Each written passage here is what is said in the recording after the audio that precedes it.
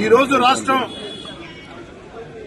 గత వైఎస్ఆర్ కాంగ్రెస్ పార్టీ ప్రభుత్వ విధానాలతో గత ముఖ్యమంత్రి వైఎస్ జగన్మోహన్ రెడ్డి గారి అస్తవ్యస్త అనాలోచిత విధానాలతో రాష్ట్రం అన్ని రకాల కూడా దివాళా తీసింది.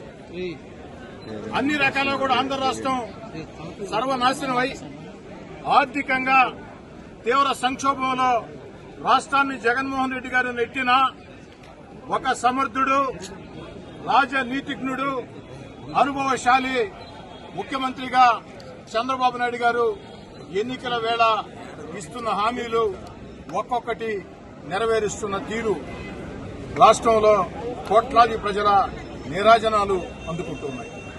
మామూలుగా జగన్మోహన్ రెడ్డి గారు ఈ రాష్ట్రాన్ని దివాళా తీస్తే జగన్మోహన్ రెడ్డి గారు ఆంధ్ర రాష్ట్రంలో సంపద సృష్టించే పరిస్థితి లేకుండా చేస్తే భారతదేశంలో ఆంధ్ర రాష్ట్రం ఒక మంచి పేరు ప్రఖ్యాతుల్ని జగన్మోహన్ రెడ్డి గారు సర్వనాశనం చేస్తే ఈరోజు ఇంకెవరైనా ముఖ్యమంత్రిగా ఉంటే ఏం చేయాలో పాలుపోని పరిస్థితి.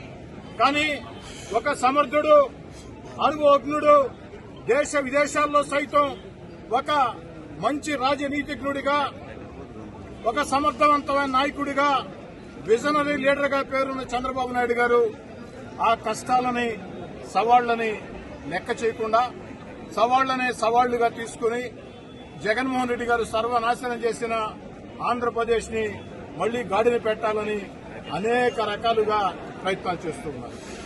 ఈ రోజు రాష్ట్రం ఉండే పరిస్థితుల్లో చంద్రబాబు నాయుడు గారు కాకుండా జగన్ గారు లాంటి వ్యక్తులు ముఖ్యమంత్రిగా ఉంటే సంక్షేమ పథకాలు అమలు చేసే పరిస్థితి లేదు.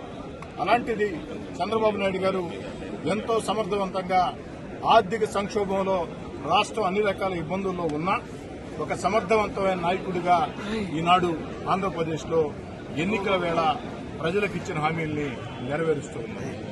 ఏదైతే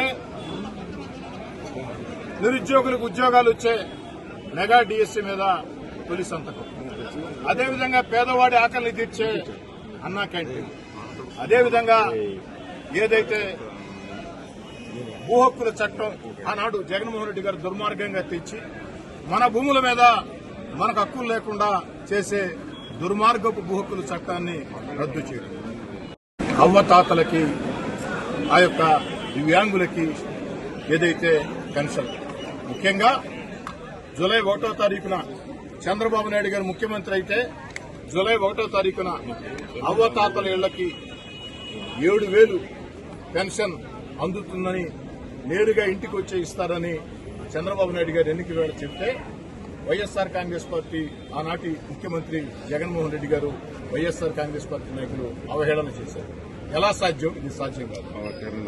చంద్రబాబు నాయుడు గారు 4,000 రూపాయలు పెన్షన్ ఇస్తానంటే జూలై 1వ తారీఖున గత 3 నెలలకు కలిపి 7,000 ఇస్తానంటే ఇది ఎలా సాధ్యం అని అవహేళన చేసిన ముఖ్యమంత్రి జగన్మోహన్ రెడ్డి గారు, వైఎస్ఆర్ కాంగ్రెస్ పార్టీ నాయకులారా, కళ్లుంటే రేపు ఉదయం చూడండి, రేపు ఉదయం 6 గంటలకి అవ్వతాతలకి 7,000 రూపాయల పెన్షన్ సచివాలయం ఉద్యోగులు ఇంటింటికి వెళ్లి అందిస్తూ ఉన్నారు.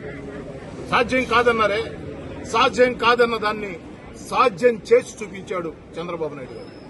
సాధ్యం కాదన్న దాన్ని చంద్రబాబు నాయుడు గారు సాధ్యం చేసి చూపించారు. ఈ రోజు రాష్ట్రం అన్ని రకాల దివాలా తీసిన పరిస్థితుల్లో చంద్రబాబు నాయుడు గారు కాకుండా మరొకరు అయి ఉంటే ఆ పరిస్థితి లేదు.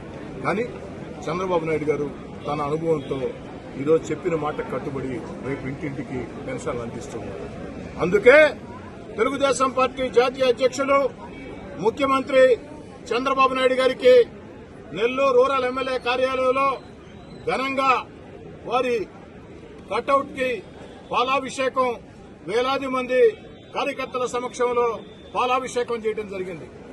అవ్వతాతల పక్షాన, దివ్యాంగుల పక్షాన ఏదైతే ఆ భూ హక్కుల చట్టంతో భయభ్రాంతులై తమ తాతలు, తండ్రులు తమ కష్టంతో కొనుక్కున్న పొలాల మీద మాకు హక్కు లేదా అని భయపడి భయభ్రాంతులైన ప్రజల పక్షాన, పేదవాడి ఆకలిని తీర్చే అన్నా క్యాంటీన్ల పక్షాన చంద్రబాబు నాయుడు గారికి ప్రత్యేకంగా ధన్యవాదాలు తెలియజేసేదానికే ఈ పాలాభిషేకం కార్యక్రమాన్ని చేశామని తెలియజేస్తూ రేపు ఉదయం ఒక పండుగ వాతావరణంలో ఆంధ్రప్రదేశ్ వాడవాడలా అవ్వతాతల ఇంటింటికే వెళ్లి పెన్షన్లు 7,000 రూపాయలు అందించబోతోంది. ఆ అవ్వతాతల ఆశీస్సులు చంద్రబాబు నాయుడు గారికి, ఆ దివ్యాంగుల ఆశీస్సులు చంద్రబాబు నాయుడు గారికి ఎప్పుడూ ఉండాలని భూ హక్కుల చట్టంతో భయభ్రాంతులై భూ హక్కుల చట్టంతో జగన్ గారి దుర్మార్గపు భూ హక్కుల చట్టంతో భూ హక్కుల చట్టంతో భయభ్రాంతులైపోయిన ప్రజలు ఈరోజు ధైర్యంగా సంతోషంగా స్వేచ్ఛతో ఉన్నారు. వారందరి పక్షాన వారందరి దీవెనలు బాబు గారికి ఉండాలని కోరుతున్నాను.